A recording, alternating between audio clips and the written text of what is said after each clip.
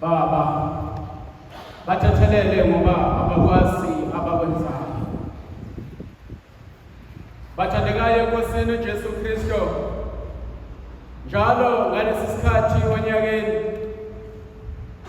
uma sikhuluma ngoJesu Kristu esesiphambanweni, kethina kuyaye njalo kuvuke lamazwi uJesu Kristu ayisikhombisa washo eselenga isiphambanweni. Kuyayivuke kithina njalo lamazwi uJesu Kristu washo esefa esiphambanweni. Uma sikhuluma ngokubaluleka kwamazwi omuntu ofayo, shona ngesikhathi sethu amazwi omuntu ofayo abaluleke kakhulu kithina nakulabo bantu abasuke besele ngemuva. Kangangokuba ngisho nezinkantolo cishe umhlaba wonke ziyawasebenzisa amazwi omuntu ofayo ukushushisa mhlawumbe labo bantu abadinga ukushushiswa ngawo. Akhathalekile ukuthi lawo mazwi lo muntu washo ngayiphi indlela, noma uwabhala phansi, noma uwasho ngama-signs athile, noma mhlawumbe uwasho ngokukhuluma njengoJesu njengoba ewasho. uJesu Kristu-ke kangakanani ngaye othuma isesesiphambanweni athi kangifuni ukuphuma emzimbeni womuntu noma wobuntu ngenkulunkulu ngingawashongo lamazwi ayisikhombisa ngendlela abaluleke ngayo. Uthi noma sengilenga la isiphambanweni kodwa angingahambi ebuntwini ngingawashongo lamazwi ayisikhombisa ithina. Uma sikhumbula kahle bathandekayo, uJesu walenga esiphambanweni cishe amahora ayisithupha. Kula mahora ayisithupha uJesu kwakungemnandi, wayesendlwini eyisabekayo, kwakubuhlungu kuyena.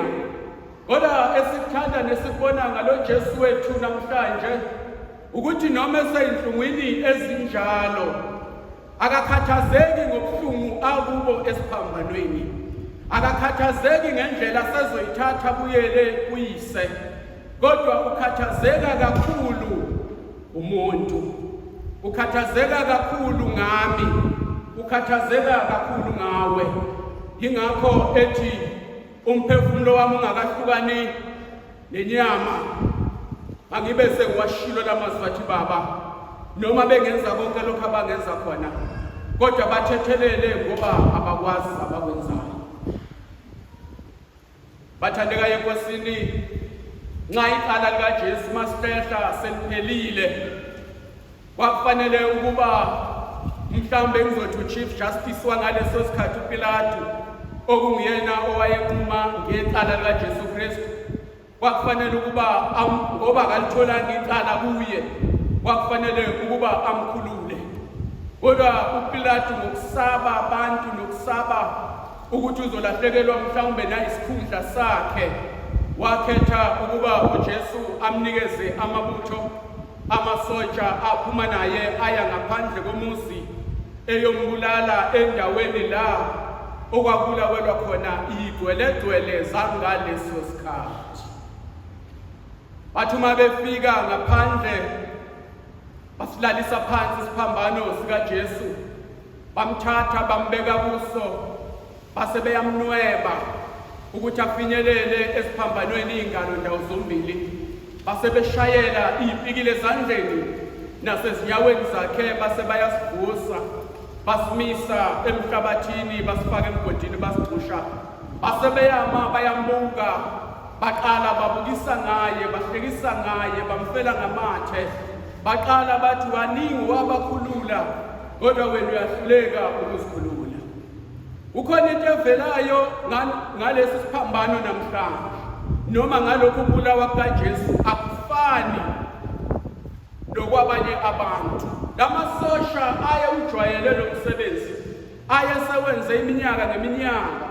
So ibehavior yabantu ababebulawa esiphambanweni ayeseyazi kahle kamhlophe ukuthi bama ingabehave kanje kuzobehave kanje, njengokuthi Abantu esikhathini esiningi babethu mase bebethelwe esiphambanweni bakhale kakhulu, bakhale kalisizi, bacele uxolo, baze babathembisa ukuthi uma bebaxolela kuzothi uma ngabe sebededeliwe babanikeze mhlambe umklomelo othile, kodwa baqhubeke bababulala. Else abanye babelwa, babengafuni ukubethelwa ngoba babazivela ukuthi bayabulawa, bayabethelwa, bathuke inhlamba, kungelula mhlawumbe ukuthi babetheleke, kodwa bagcine beba-overphawile ngamandla bababathela. Lokho kwanamhlanje ngithi kwenza kuhluke kaJesu Kristu lokhu, ukuthi lokho eqalile uJesu Kristu akukho lapha abancenga khona ukuthi bamyeke, futhi akukho lapha alwa khona nabo. Kodwa uJesu Kristu wenza konke lokhu abathi akakwenze. Uvumelana nakho konke, uthule njengexhwane liyohlatshwa, uthule njengemvana phambi kwabagudi. Esamangazwe yikho konke lokho kuthula kaJesu, basebezwa izwi liphume emlonyeni wakhe esiphambanweni lithi, Baba, bathethelele ngoba abakwazi abakwenzayo. Athi hlengelele, baqala babuzana kodwa ukuthi kanti ungubani lo esithi sesimenze yonke le mikhuba, samgila yonke imikhuba ongeficabanga, kodwa usasicelela intethelelo kubaba wakhe ukuthi Baba, bathethelele kanti ngoba bakwazi abakwenzayo. Bathandekayo, lelizwi likaJesu Kristu elithi Baba bathethelele ngoba abakwazi abakwenzayo, lelizwi libonakalisa uJesu esesiphambanweni ebuka inhliziyo yami neyakho, ebuka ukubonakala okukhona phakathi enhliziyweni yami neyakho, ebuka ukubonakala okukhona phakathi komphefumulo wami nowakho. Ngani ngoba bathandekayo, ziningi izinto ezimbi ebheke eceleni esizenzayo kodwa zisithokozise ukuzenza. Abanye bethu bathokoziswa ukona kwabo, abanye bethu bathokoziswa umona abanawo, abanye bethu bathokoziswa uncishana kwabo. Mhlawumbe umunye azasho athi abezanga kumina ukuzocela ngoba bazi kahle kamhlophe ukuthi vele mina bengeke ngize ngibanikeze. Abanye bethu bathokoziswa ukuhlupheka kwakho, abanye bethu bathokoziswa inyembezi zakho, abanye bethu bathokoziswa usizi lwakho. Mhlawumbe wena umxoxele ngoba yikholwa usota nalo, ukhonza nalo, umxoxele zonke izinsizi zakho. Mhlawumbe usebenza naye emsebenzini, umxoxele zonke ukuhlupheka kwakho, akuthathe lokhu usizi lwakho nokuhlupheka kwakho ayokudayisela abanye abantu, ayokweneka kwabanye abantu, ayohlekisa ngakho, bahleke ukuthi uma uqhamuka bese beyahlukana.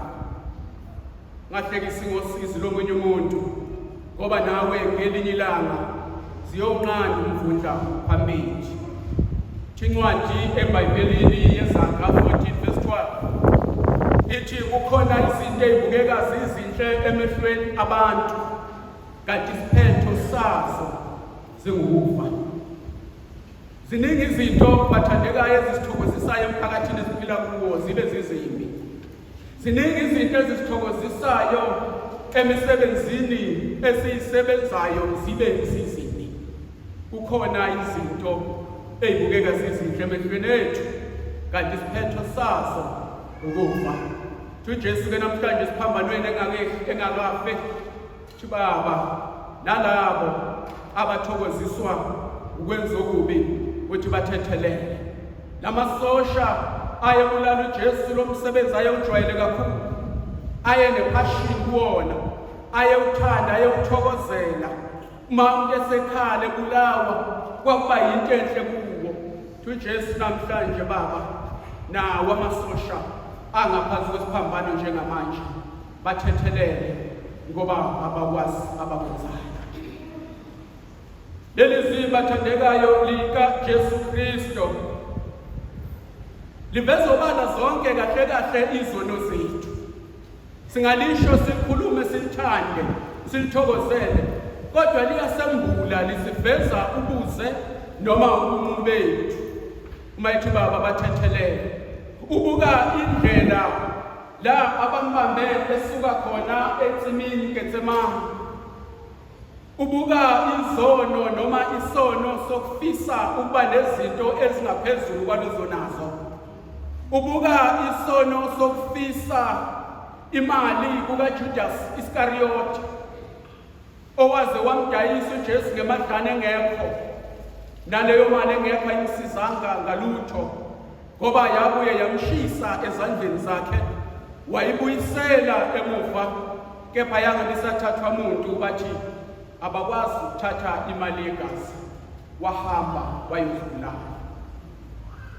Bathandekayo, isifo sokuthanda izinto ezingaphezu kwethu namhlanje sisekhona kuthina. Isifo sokuthanda imali namhlanje sisekhona kuthina. Bathandekayo, khona phakathi kwethu abangakhathali noma bakhathaleli ukuthi kufa bani. Inqobo mina mangithole imali. Kukhona abangakhathaleli ukuthi kwenzakalani empilweni zabanye abantu. Inqobo mina mangithole imali. Kukhona abanye abantu abangakhathaleli ukuthi yimiphi imizi ewayo ngalokhu kwenza kwami. Inqobo mangithole imali. Ngiyayithi uma ngibuka nasemazweni alwayo njenganamhlanje, uma usuhlehla ubuyele emuva uthi uyabheka phakathi kuleli igazi elichithekayo kukhona imali, babanga imali. Nathi ezweni lethu sike salwa kakhulu kwakubangwa imali, ingangenele mina imxhantela, kodwa isifo semali uJesu nasesiphambanweni uyasikhumbula lesi sono sokuthanda imali kwami nawe. Uthi baba nasoke leso sifo sokuthanda imali kwami nawe, uthi baba bathethelele ngoba abakwazi abakwenzayo. Mayisesiphambanweni uJesu ubuke emuva, akabuki phambili. Ubuka lapha adlule khona endleleni yakhe yonke leyo nqamlenze. Ubuka ngisho nesono sokugwala. Pilato wayenamandla onke ngoba akatholanga cala kuJesu lokuthi amkhulule, kodwa ngokufuna ikhundla lokusaba abantu wamnikeza amabutho wathi makabethele. Sono sokugwala mhlawumbe usibukele kude, kanti nakuthina sikhona, nakuwena sikhona, nakumina sikhona. Khona namhlanje phakathi kwethu othola ukuthi sibahle sinjena nje la, kodwa basaba ngisho ukushaya isiphambane uma sebehlangene nabanye abantu ngaphandle. Basangoni ngoba bazosuke bavele ukuthi bangamakhatholika. Yayithi ngesinye isikhathi umuntu onjalo ufana nonwaba. Unwaba akekho ngathi nombalo onjalo. Uma lihlezi entweni egreen esihlahleni nalo liba greenish. Uma lihlezi entweni ebrown nalo liba brownish.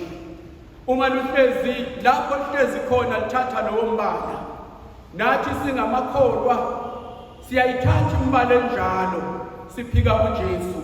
Uma sifica beyidudula nathi sidudule. Uma sifica bese kumnyameni nathi sibe sebumnyameni.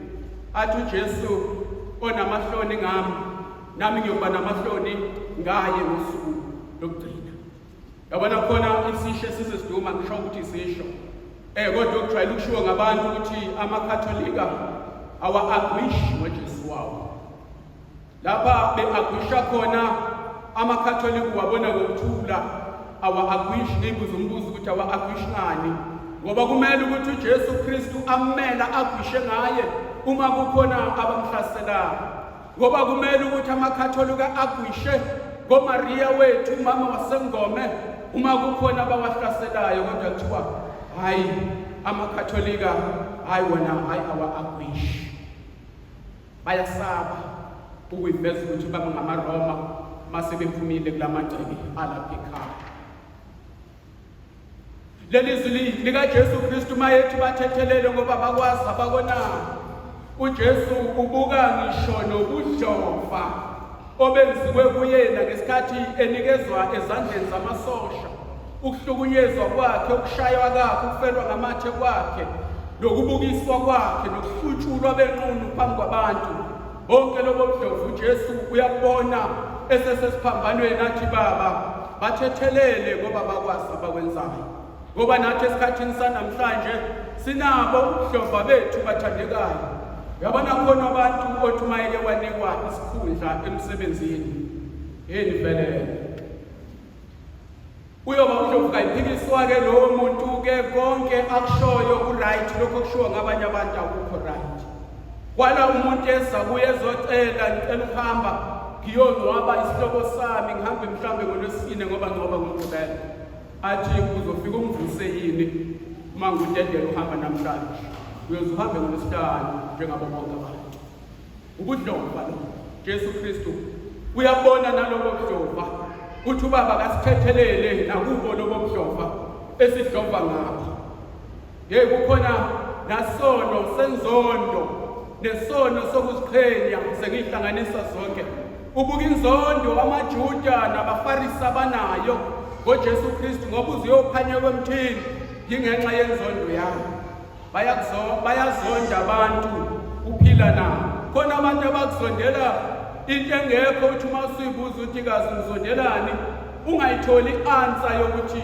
ungizondelani lo mzalwane wami ukuzonda ngoba uzwana nomuntu yena angasiwani naye kukhona abanye abantu othola ukuthi banenzondo yento eyenzeka ngama-80s mhlawumbe emakhaya la esisuka khona nanamhlanje akalibhadi unyawo lakhe emakhaya ngoba kwaxatshana emndenini nanamhlanje usana leyo nzondo khona abantu abaziqhenya ngale ndlela yokuthi noma kusemthethweni noma kungawazi muphi wokuthi uma nihlangana naye wena uzombingelela uma ungambingelelanga anibingelana nami mawusumbingelelile awumzwanga noma uyavuma noma akavumi ngoba uyayiqhenya impakamo iphezulu kuyena uJesu Kristu uthi-ke namhlanje nakubona labo abaphakeme kangaka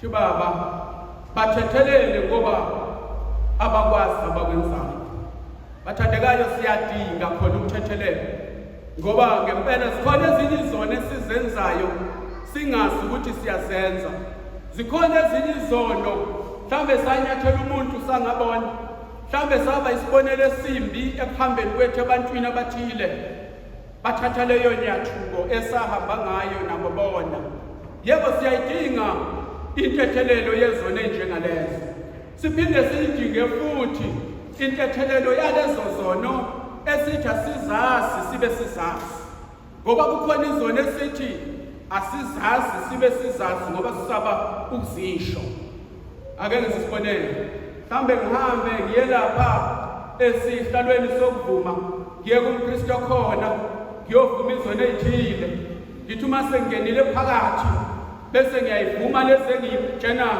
ukuthi zincane zisho lutho bese kuthi lezi engisaba ukuzisho engizaziyo ngifake kulo basket othi ngoba makusulapha kukhona lo basket othi nalezo engingasayikhumbuli usho ikhumbula kahle izona futhi ezisuse zalisa lapha mhlawumbe uzaba ukuzisho ukuthi mangizisho mhlawumbe ubaba uzongibuka ukuthi awu nawe baba kanti uyayenza into nje awu nawe mama kanti uyayenza into nje bese ngibona ukuthi angiyithathe ngiyifake lapha kulo basket othi nalezo engingasayikhumbuli yazi ngiyayithi mina if I were a priest I would yabona ngangizoyibhala le ndaba yokuthi nalezi engingasayikhumbuli ngangizothi ngiyakunika ama-minute amathathu noma amahlanu ukuthi uzoyikhumbula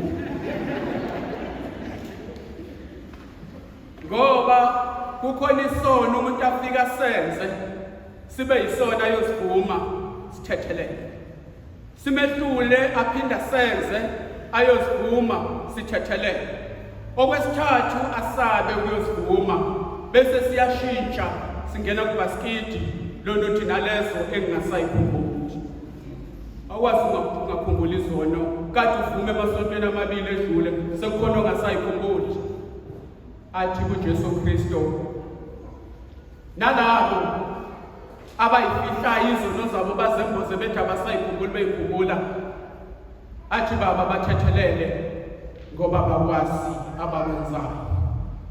Bathandekayo enkosini, yebo umusa ongaka esiwunikiwe namhlanje uJesu lapha esesiphambanweni esikhulekela yonke imkhuleko ethi masithethelele zonke izono zethu.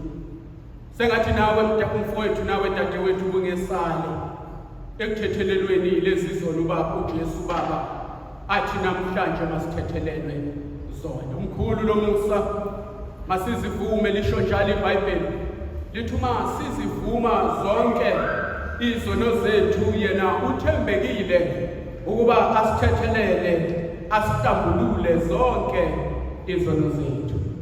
Bekuyithuba ke leli namhlanje ngoba sazi ukuthi leli phasike lesificayo lisayophinda lisifice yini njengoba umhlaba unje. Thi kuJesu namhlanje kithi sonke thi Baba bathethelele ngoba abakwazi abakwenzayo. Amen.